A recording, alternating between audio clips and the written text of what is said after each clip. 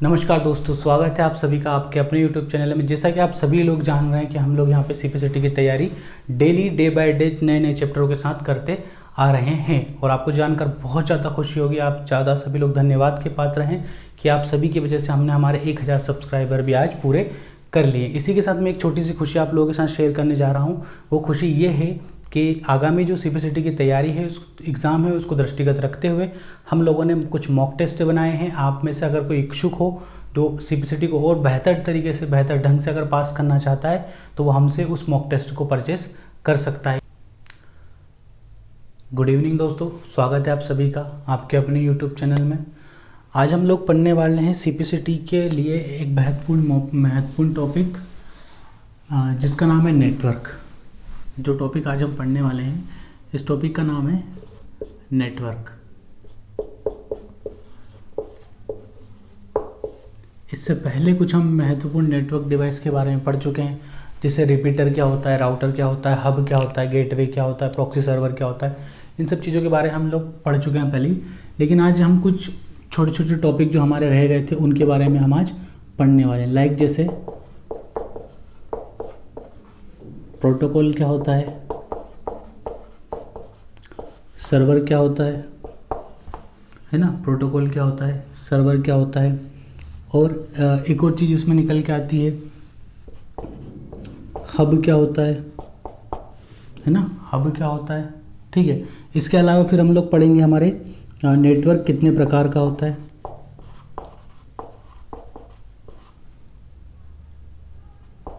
यहाँ पे हम आंसर में लिख देंगे हमारा नेटवर्क कितने प्रकार का होता है, 4 प्रकार का होता है। इसमें जो पहला हो जाएगा वो हमारा क्या हो जाएगा, लेन। दूसरा हमारा क्या हो जाएगा, वेन। तीसरा हमारा क्या हो जाएगा, मेन।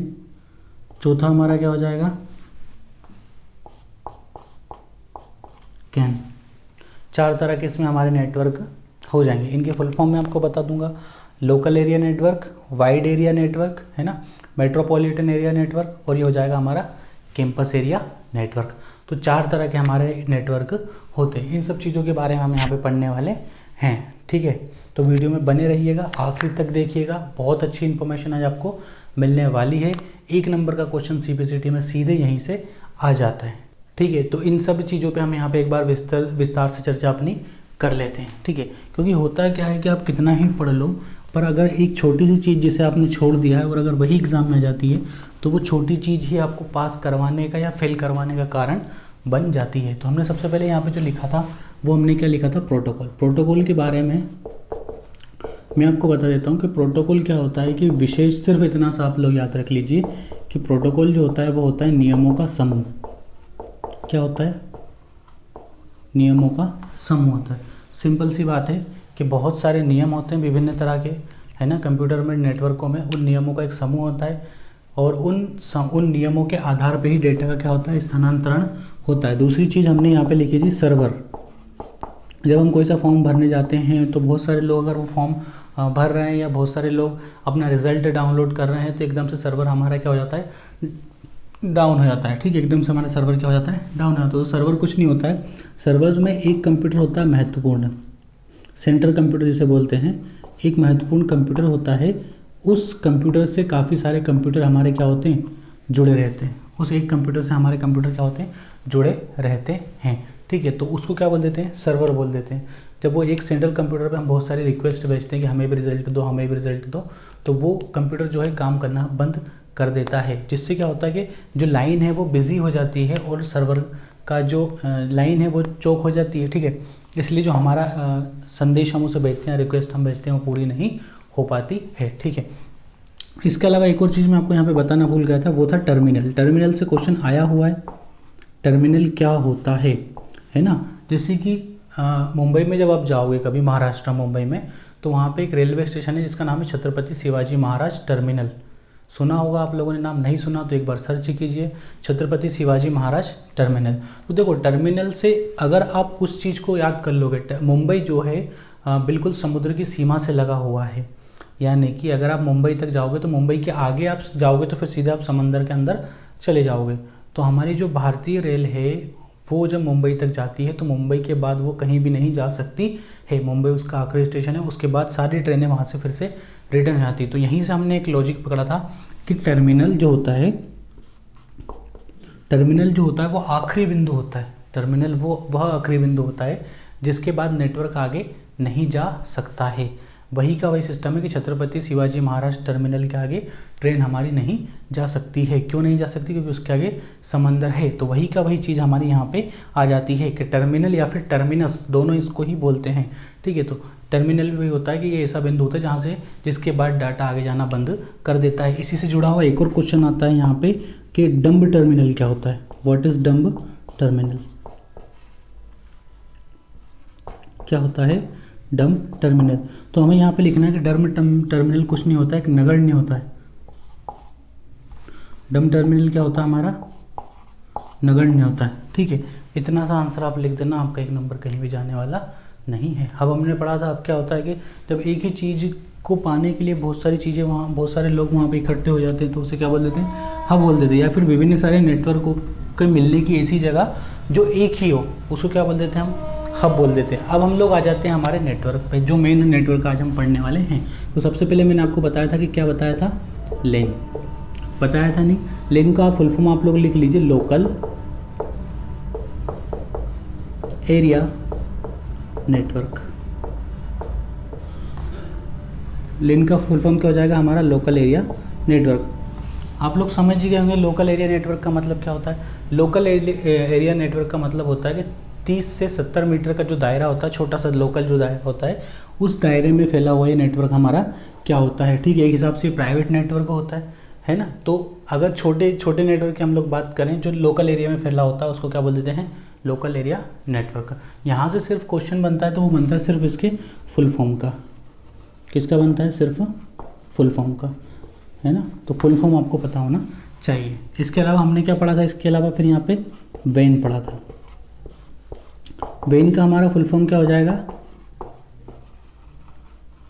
Wide area network. क्या हो जाएगा हमारा?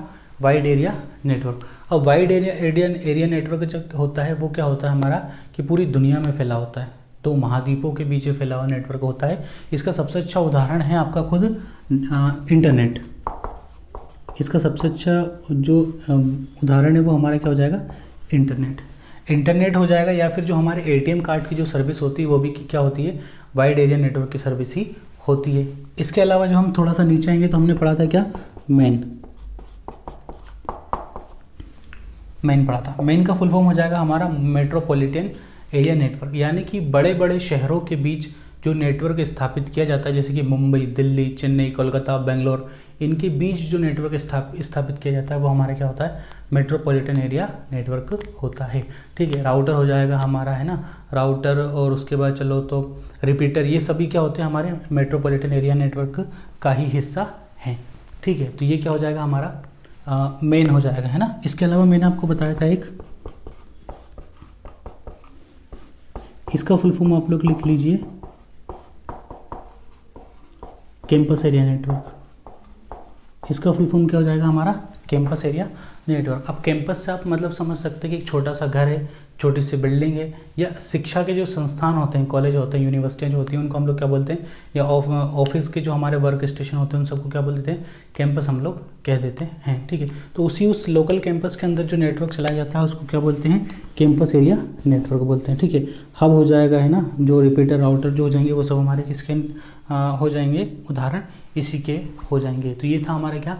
Campus area network. आप लोगों ने अच्छी तरह से समझ लिया नेटवर्क कितने प्रकार के होते हैं? 4 प्रकार के होते हैं। यहाँ से अगर कोई सा क्वेश्चन बनेगा तो यही बनेगा कि what is the full form of LAN, what is the full form of वेन, what is the full form of MAN और what is the full form of CAN, है ना। इन सारे नेटवर्क के फुल फॉर्म आपको अच्छी तरह से पता होना चाहिए। तो अगर फुल फॉर्म से कोई सा रिलेटेड क्वेश्चन आ गया तो आप उसे आसानी से सॉल्व कर दोगे। आगे भी हम कुछ ऐसे ही छोटे छोटे जो टिपिकल कंफ्यूजिंग टर्म्स होते हैं उनको देखने की कोशिश करेंगे। जैसे कि फुल आपको बताया कि इंटरनेट क्या होता है या इंट्रानेट क्या होता है, तो मिलते जुलते जो क्वेश्चन होते हैं उनको हम सॉल्व करने की कोशिश करेंगे। ठीक है, तो मैं आपको बताता हूँ कि इंटरनेट क्या होता है।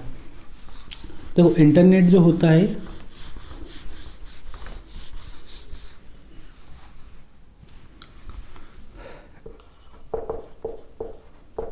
इंटरनेट जो होता है वो क्या होता है, बहुत सारे नेटवर्कों से मिलकर बना होता है। इंटरनेट जो होता है बहुत सारे नेटवर्कों से मिलकर बना होता है, और इस पे जो है तो किसी का भी एक का क्षेत्राधिकार नहीं है, किसी एक देश, किसी एक राष्ट्र, किसी एक समूह का क्षेत्राधिकार नहीं है। जबकि जो क्या होता है इंट्रानेट जो होता है, या फिर ऐसे लिख दो, या फिर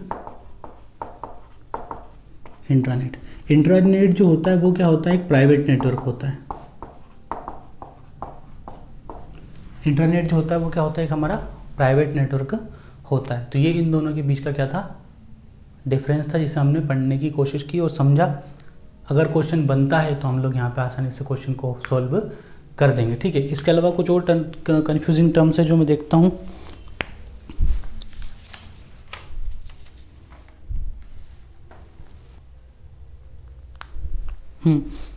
देखिए एक और चीज़ हमने यहाँ पे पढ़ी थी, मॉड्यूलेशन पढ़ा था हमने।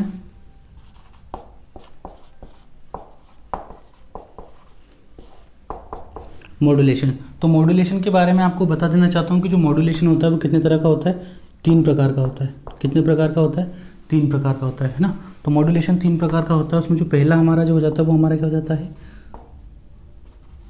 आवृत्ति। दूसरा हमारा क्या हो जाता है, कला। तीसरा हमारा क्या हो जाएगा, आयाम। तीसरा हमारा जो है वो क्या हो जाएगा, आयाम। आयाम, आवृत्ति और कला मॉड्यूलेशन है ना। आवृत्ति मॉड्यूलेशन, कला मॉड्यूलेशन और आयाम मॉड्यूलेशन हमारा हो जाएगा।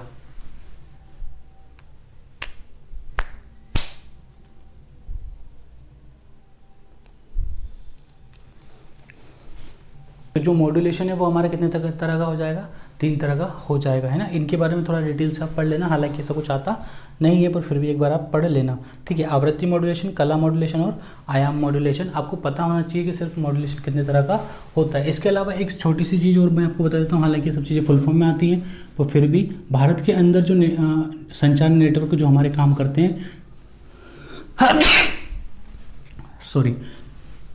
भारत के अंदर जो हमारे संचार नेटवर्क काम करते हैं उनकी थोड़ी सी जानकारी, जैसे कि आप सभी लोगों ने इसका नाम जरूर सुना होगा, BSNL का, भारत संचार निगम लिमिटेड। इसका फुल फॉर्म क्या है हमारा, भारत संचार निगम लिमिटेड। इसी के अलावा एक और चीज़ निकल के आती है BSNL। बी की जगह क्या हो गया, V हो गया। ये था हमारा भारत संचार निगम लिमिटेड, और जो नीचे वाला ये क्या हो जाएगा हमारा, विदेश संचार निगम लिमिटेड, ठीक है। तो 2 चीज़ें हो गई। इसके अलावा एक और चीज़ निकल के आएगी, वो आएगी हमारी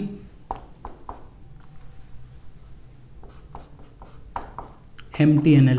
क्या आएगा हमारा, MTNL। MTNL का मतलब क्या होता है, MTNL का मतलब होता है हमारा महानगर टेलीकॉम नेटवर्क लिमिटेड। महानगर टेलीफोन नेटवर्क लिमिटेड, यानी कि जो महानगर हैं, 4 महानगर है हमारे देश के अंदर, दिल्ली, मुंबई, बेंगलोर और चेन्नई, ठीक है। उन चारों महानगरों के अंदर काम करने वाली दिल्ली, कोलकाता, मुंबई और चेन्नई, है ना। ये चारों उन महानगरों के अंदर जो नेटवर्क काम करता है वो ये होता है। विदेश संचार निगम लिमिटेड अलग चीज़ है, और भारत संचार निगम लिमिटेड को हम लोग देख ही रहे हैं। BSNL के सिम, टेलीफोन वगैरह सब हम उपयोग कर चुके हैं भूतपूर्व में, ठीक है। तो ये हमारे अभी हाल ही में जो भारत में नेटवर्क चल रहे थे उन सब के बारे में क्वेश्चन है, ठीक। तो आज जितना हमने पढ़ने की कोशिश करी, ये कुछ कैसे कन्फ्यूजिंग टर्म्स थे जिनमें से क्वेश्चन आ जाते हैं पर कोई विशेष ध्यान इन पर नहीं दिया जाता है।